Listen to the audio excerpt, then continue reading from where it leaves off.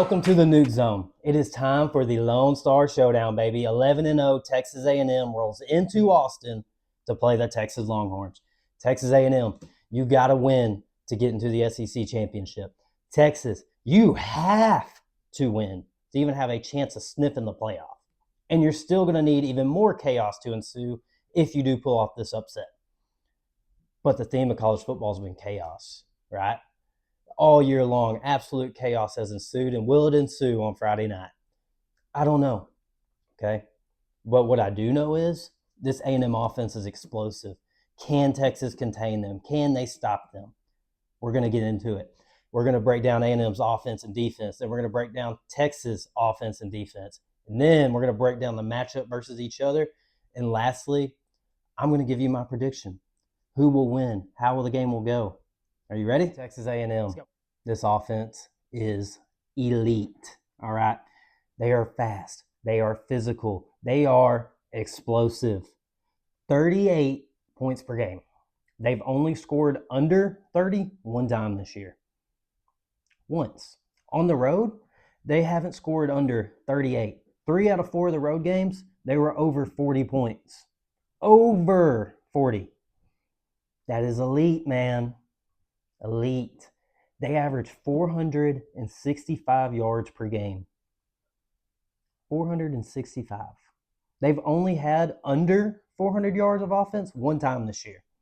And that was the very first game against UTSA. They had 399 yards. Elite, man. And it all starts up front with this offensive line. They're great in the run. They're great in pass pro. They are a solid group top to bottom. They've only allowed Marcel to be sacked 9 times. 9. 4 of which came in one game against Auburn. You had a bugaboo. Oh, well. So outside the game, they've given up 5 sacks. They had a 3-week stretch without allowing 1. And then they allowed just 1 versus Missouri. They're elite, man. And they paved the way for all these skill position guys who are explosive playmakers. All right. Marcel, like I said, 31 total touchdowns. Over 3,100 yards of offense. He gets it done through the air. He gets it done through the running game. All right, he averages over 5 yards per carry, man. And when he throws the ball, he's getting it to these explosive receivers. KC Concepcion, Mario Craver, Ashton Bethel-Roman. All of them average over 15 yards per catch. ABR, 24.6 yards per catch. That's number 5 in the country. KC and Craver, they're both top 5 in the SEC in receiving yards. I ain't even got to the running backs yet. Reuben Owens, 5.9 yards per carry. He's not the only one. Le'Veon Moss, he went out with an injury a few weeks ago. He averages over 5 yards per carry too, along with Reed. Amari Daniels, who is one of your rotational backs on the back end, he averages over 5 yards per carry. Okay? Daniels, E.J. Smith, and Jamarian Morrow, the true freshmen, have combined for over 500 yards. Okay? This running back room has 23 touchdowns as a group. They are, I'm just playing, I ain't got an audience. Elite, okay? This offense is elite. They can beat you any way you want. The tight end group, they play a big role. They have 31 catches for 281 yards. They scored 4 touchdowns as a group. Hell, I didn't even count the rushing touchdown from Nate Bokircher. They get it done, man. All facets of the game. They can beat you with a run. They can beat you with a pass. Simple as that. They can take a 5-yard pass, turn into a 50-yard gain. They can take a run that got stuffed at the line and bust it for 50. If you play man coverage and Marcel has a hole, he's going to go. Texas, you better use Ant as a spy, all I'm saying. Because if not, Marcel is going to run the ball on you, okay? This ain't the same A&M team from last year that Texas played. Texas dominated A&M's offense for 95% of the game, right?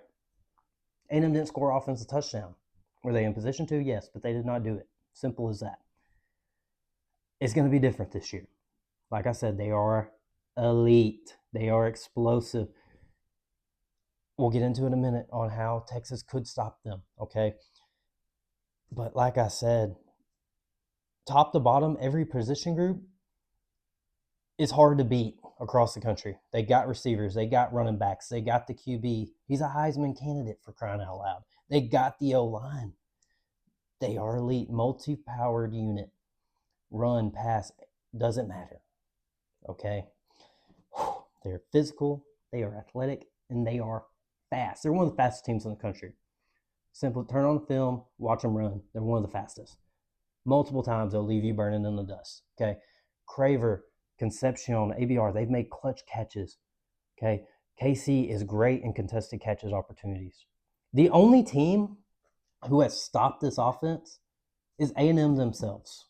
All right, they stopped themselves versus Auburn with all these penalties. They put up the yards, don't get me wrong, but they did not put up the points because they got so many penalties. And that is a factor they're going to have to get rid of come Friday night. Okay, they got to limit the penalties. But like I said, no one has stopped them. Versus South Carolina did, in my mind, they didn't do anything really to stop them. Dylan Stewart did. Outside of that, it was a lot of just bad football from A&M. Marcel had 6 turnover-worthy throws. You can't have that come Friday. He only had 2 picks. They got lucky. South Carolina didn't play good. I'm going to be honest with you. But that second half, they put the drops behind them. They put the bad play behind them. They put the underthrows behind them. And they came back down from 30-3. Okay? That's elite. All right? I'm just going to say it. They're elite. What is Texas going to do to stop this offense? Okay? You got 2 receivers with over 700 yards of offense. Okay? You have multiple running backs averaging over 5 yards per carry, including your quarterback, who is going to he could beat you for 50 at any moment in the game. You got to contain them. They can beat you in multifaceted ways. And that is hard to stop. You never know what's coming. They have beat people with explosive plays throughout the year, putting up big yardage, and they have beat people 3 to 5 at a time. They can beat you on the goal line. They can beat you everywhere. Texas, what are you going to do to stop it? Okay? Because no one, I don't think, personally watching all these games, I don't think anyone has truly stopped this A&M offense. I mean, they scored over 30 every game but one. The only team that has stopped A&M is themselves. All right? Simple as that. They could put up yards. They could put up points. Texas, what are you going to do to stop them? We will see on Friday night. Now, this defense. Man, oh man, oh man. It starts and finishes with this elite pass rush and third down defense, man. In SEC play, on third down, they've allowed 17 conversions out of 84 attempts. That is elite. This pass rush is elite. It's led by Cassius Howell, man. He's shot up the draft boards. He is a playmaker, high energy, but he's not the only one. Dayon Hayes, Damian Sanford coming out from the backer spot on a blitz. He has 3.5 on the year. Hayes has 4.5. Howell, on the other hand, 11.5. But it's not just him, I promise. Hicks has 3 as well. They get it done up front. These Elko blitz packages are elite.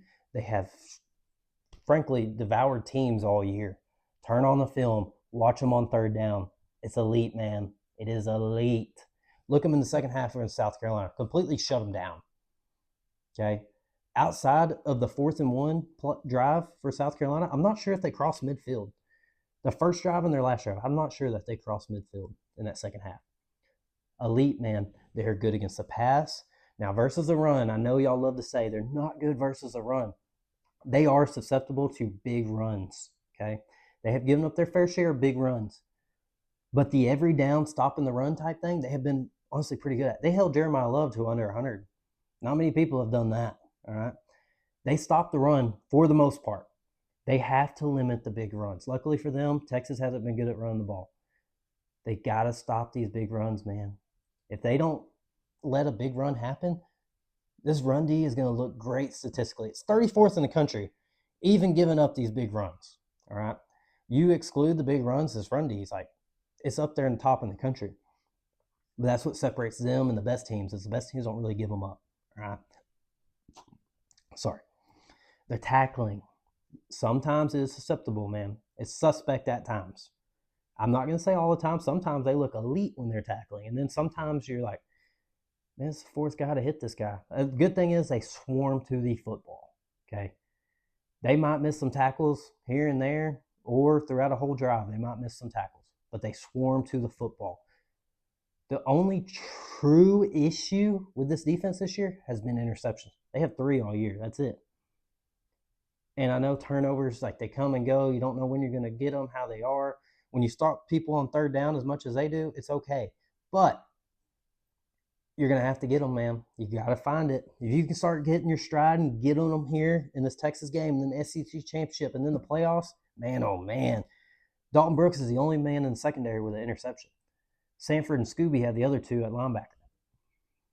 They do force a little fumbles. They get after the quarterback. They force the fumbles, strip sacks, man. They had 2 versus Missouri. They recovered 1. This pass rush is elite.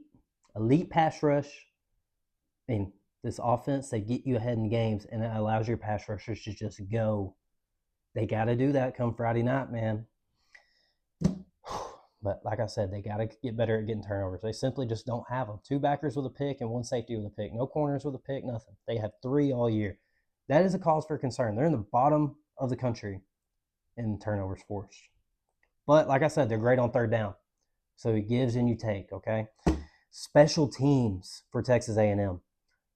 Kicking situation, Randy Bond's 11 of 18. Jared Zirkle's 3 or 4. That's a cause for concern in my mind. Personally, I don't feel comfortable. I don't like putting the games in the kicker's hands regardless, okay? But when your kicker is 11 of 18 and 0 of 3 from 50 plus, yeah, it really concerns me, okay? You've had 2 punt blocks this year. You've had 2 of your punts blocked this year. That's a problem, okay? But on the other spectrum of that, their kick return and punt return game is one of the best in the country. Terry Bussey at kick returner has been elite. And KC Concepcion as a punt returner, truly remarkable, man. He has 2 touchdowns. The LSU one was truly a dagger into the state of Louisiana. They can return the ball where there's kick or punt, and that could be a big point in this game, man. Is KC or Bussey going to have that big return that just sets it off?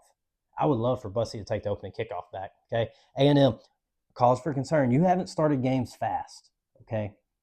You have started multiple games slow and then fought your way back, and then your second half totals speak to that, okay? In the second half this year, they've outscored their opponents in the SEC 151-62. But the even better part, in the third quarter, they're outscoring teams in the SEC 79-14. 79-14 in the third quarter. That is amazing.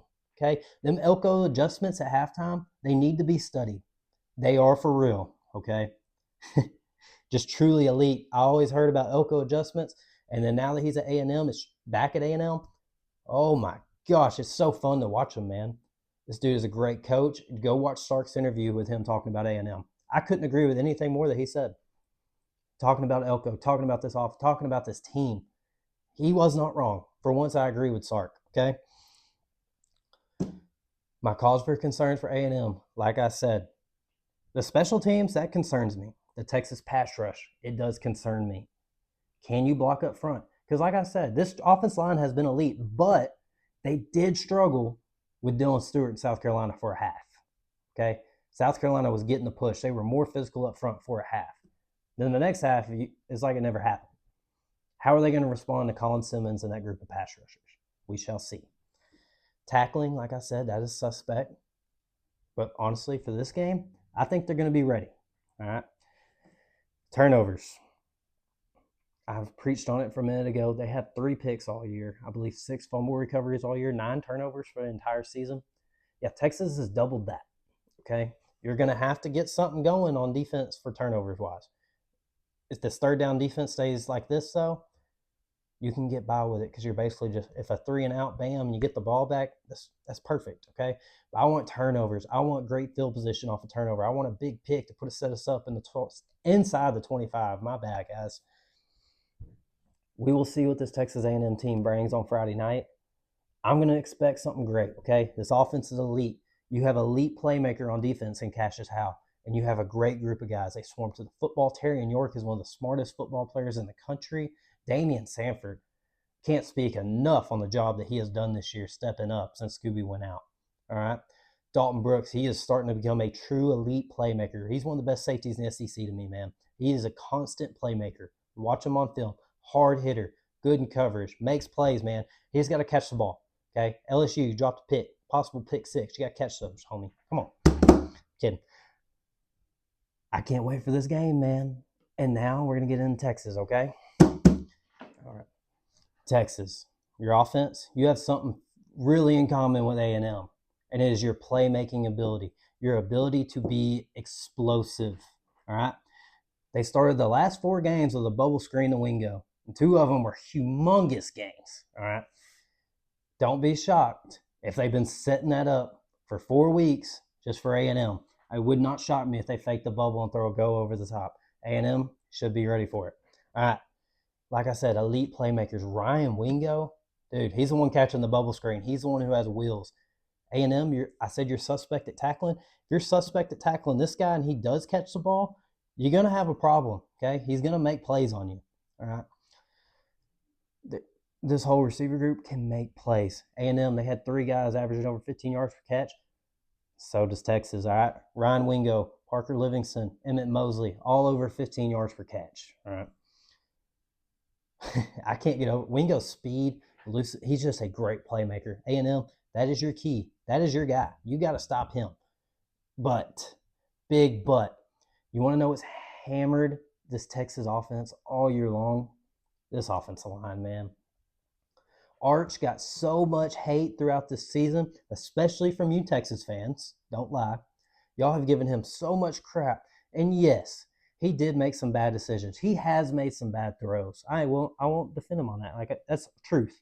But it ain't all his fault, man. Have you seen this offensive line?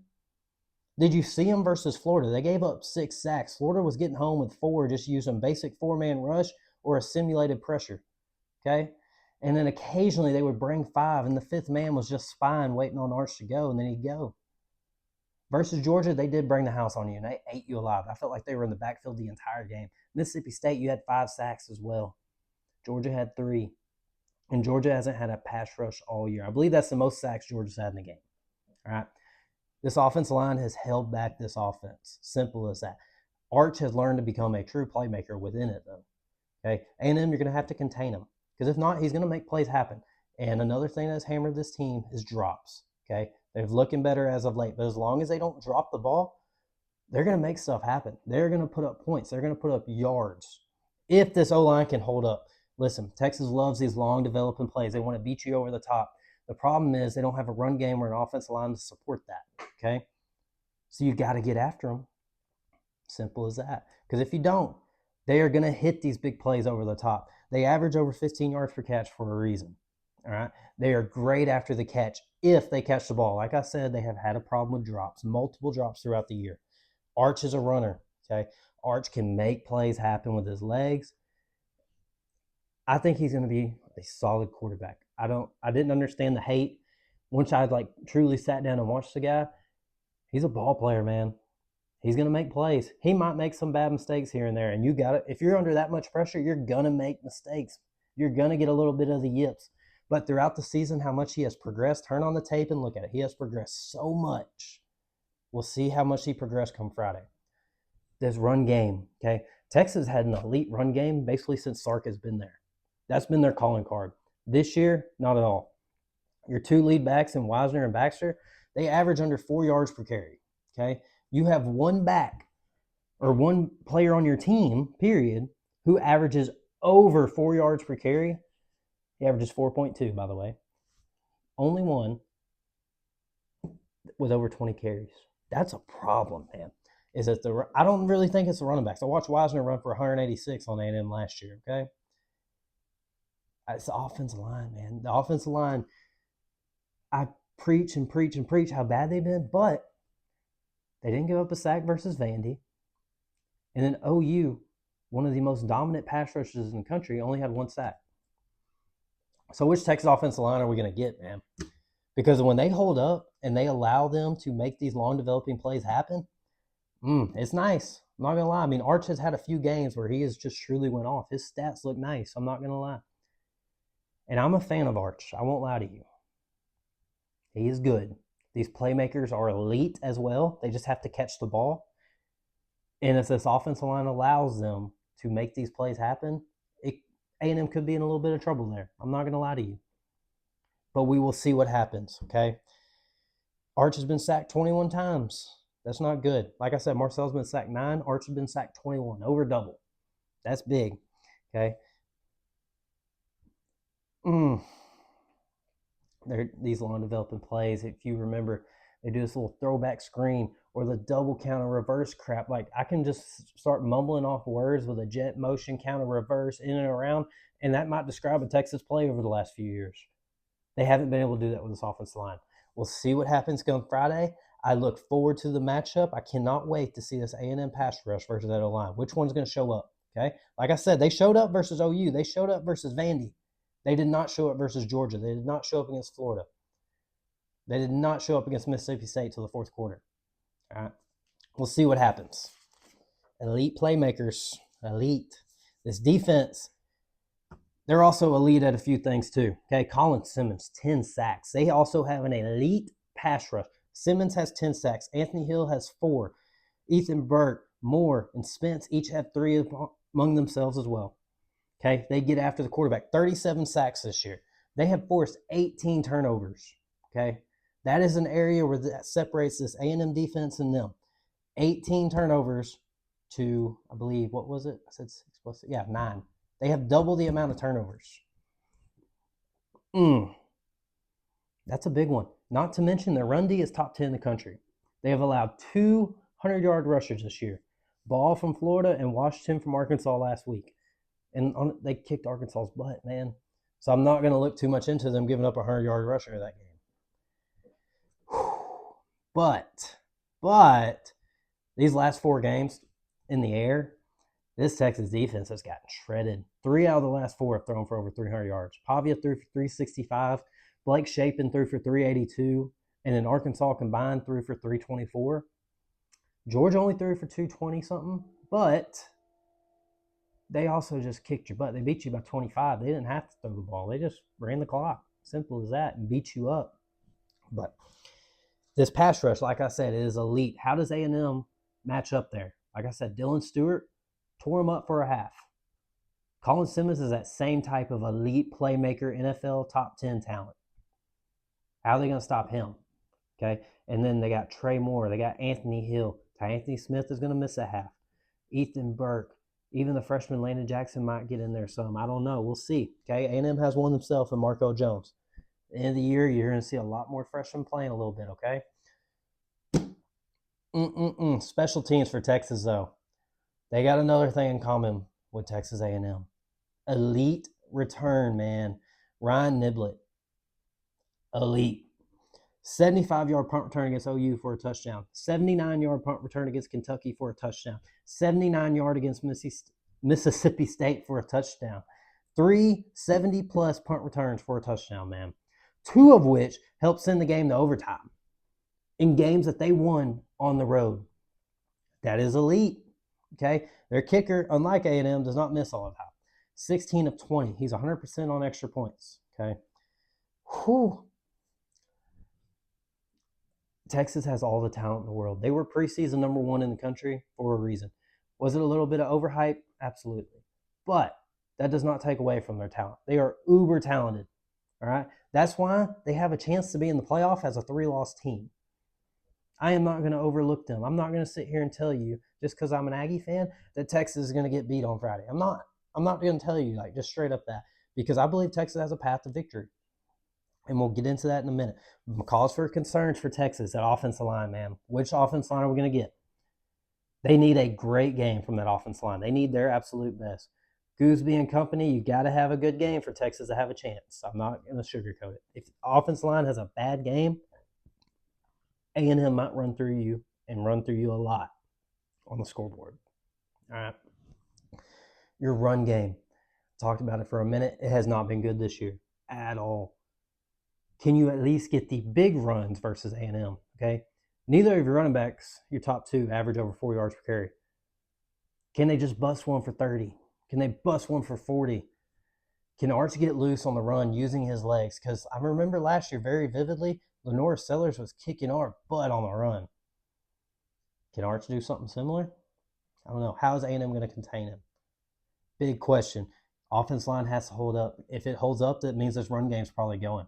Wiseman ran for 186 last year. Can he do it again?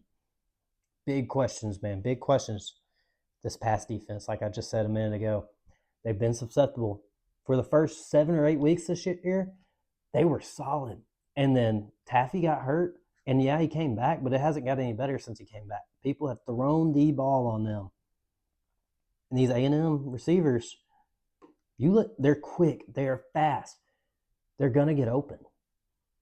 You got to do something, man. We'll see what happens. But I love the playmaking ability from this Texas Longhorn team, offense and defensively, whether it's the pass rush or the yak. Okay, they're going to get the yak. They actually catch the ball. They can move. Okay, Ryan Wingo is elite playmaker. All right. But like I said, this pass rush and run D, they're elite as well. And we'll see what happens come Friday night. I'm looking forward to it, man. Now let's get into the matchups and how they match up against each other. All right. It is matchup and prediction time. How do these teams match up? Who is going to have what advantage? Let's get into it. Who is going to win the line of scrimmage? Okay, turn on the film last year. Just skip the whole game, go to the 4th and 1 at the end of the game at the goal line. What happened? Texas devoured Texas A&M in the backfield. That describes the whole game. Texas controlled the line of scrimmage start to finish, okay? Both sides of the ball, sorry. What's going to happen here on Friday night? Texas A&M boasts an elite offensive line, and they boast an elite defensive line, especially versus the pass.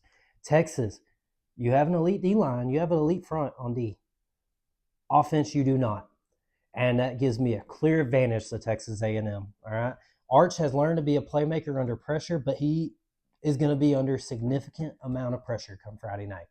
A&M, I believe, is going to bring these exotic looks that they've done all year, and they are going to get after Arch. They're going to confuse this offensive line, and they are going to make plays happen on defense. I think we see A&M's best game in the turnover department because they're going to win the line of scrimmage, especially on defense, and cause absolute havoc for Texas. I think they're going to take away the run early and force Texas into passing the ball, and it's going to cause chaos, okay? A&M ain't got turnovers all year. They're due, and they're going to happen on Friday night. I'm calling it now. That is my prediction. A&M is going to get after Arch Manning, okay? But I will say there is also that chance. That's just what I think. What if this Texas offensive line comes out and has their best game? Because rivalry week brings out the best in you. What if they have their best game and they protect Arch and they make things happen? They have a run game for once this year. Wisner goes for 186 again. That's going to be big problems. We could have a shootout, okay? We could have a low-scoring dogfight. This game could go a multitude of ways, all right? Now, we're going to switch the deck back over to A&M's offense, okay? A&M's offensive line versus Texas D-line. Colin Simmons, Dylan Stewart-esque, okay? He is a top 10 NFL talent type guy, all right? What does A&M do to stop him? All right, because Dylan Stewart screws you up for a half. Is Colin Simmons going to screw you up for a half? We also learned you got to do 4 quarters. Can Colin Simmons bring it for 4 quarters versus Texas A&M? This physical, athletic, explosive Texas A&M, can he bring it? I don't know. And A&M already got prepared when they played Dylan Stewart. They learned how to handle it. They played a great second half of football. I think that continues over to Texas. I think they handle Colin Simmons for the most part. I'm not saying he ain't going to make plays because he dang sure might. He has 10 sacks for a reason. He is an elite playmaker. I'm taking A&M to win up front on the O and D line, okay? I think A&M is going to find a way to run the ball. I think they're going to add a third 100-yard rusher to Texas' resume. Okay, Reuben Owens, somebody on A&M will rush for 100 yards. I'm not going to pick one because they are 5 deep at running back if Le'Veon Moss plays. All right, any of them can beat you in a multitude of ways. Whew. But as much as I love the fact that A&M, I think, can run the ball, it's the passing game for them where they're truly going to be electric. All right, Texas secondary, they've gotten tore up the last 4 weeks. A&M's going to make it 5. All right, I'm not being a homer when I say this. I just love the matchup for Texas A&M. They have the elite playmakers at wide receiver. Texas, you're going to have to bring the house. You're going to have to get to Marcel Reed. You're going to have to spy him. And if you cannot contain him, he's either going to beat you with his legs or he's going to hit one of these receivers for a big explosive play. All right, which receiver are you going to cover? Okay, I love A&M's matchup here on the secondary. All 3 can beat you over the top. All 3 can beat you over the middle. All 3 can beat you on a quick screen for 50. Pick your poison, Texas.